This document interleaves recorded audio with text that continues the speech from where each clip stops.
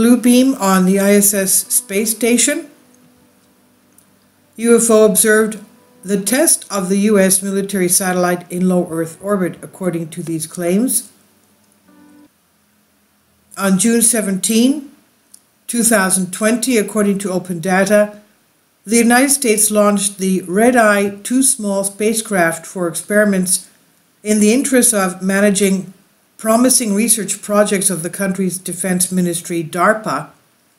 The Red-Eye microsatellite was launched into near Earth orbit, using the NanoRacks Caber microsat deployer outside the Japanese Kibo laboratory module. The 110-pound Red-Eye has tested satellite communication, onboard computers, and thermal management technology. DARPA, which stands for U.S. Department of Defense Advanced Research Projects Office, writes the following on this subject: optical communication terminals using lasers to transmit data through space will be tested in upcoming experiments by the Space Development Agency and the Defense Advanced Research Agency, in other words, DARPA. These terminals are important components of future low-orbit platforms that will require optical cross-linking between satellites, so data collected in space can be immediately sent to military command centers on Earth.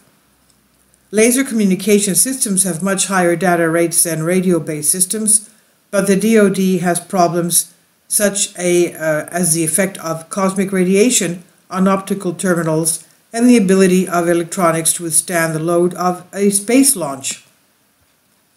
So this is according to official data, but in a live broadcast from one of the ISS cameras, from the second since the first was turned off due to the many UFOs falling into the frame, we see something completely different.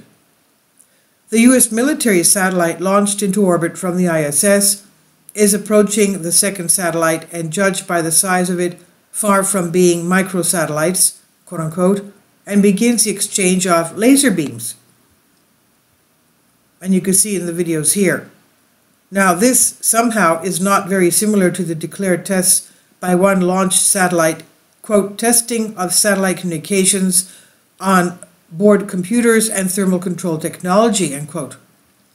Not to mention the fact that all this test, quote unquote, is accompanied by many UFOs that fly right next to this pair of US military satellites and in order to monitor them.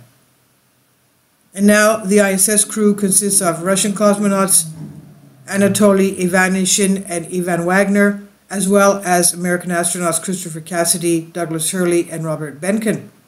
And judging by the negotiations with the control center that were going on at the time of these quote-unquote tests, the Russian cosmonauts had no idea what was happening and went about their own business. There is very little open information about the purpose of these military satellites. We were only able to find a mention that DARPA plans to launch a pair of small satellites that will carry optical inter-satellite communication systems made by SA Photonics.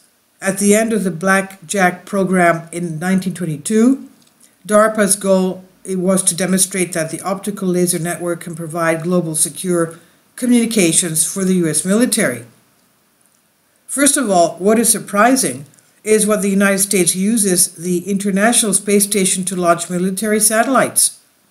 And secondly, it is surprising that both the astronauts and the control center cannot be unaware of the presence of UFOs in the Earth's orbit, since they see them not only visually but also on cameras, but they don't consider any explanation of this UFO and even confirmation of their actual existence to the public. And this is on SoulAsk. Please leave your comments, and thank you for your support. Kindly support my Patreon account. The daily posts are 5 videos daily, and they are totally different from what I have on my YouTube channel. Thank you so much for your support and that you find all my content so interesting. You'll find the Patreon account details in the description box below.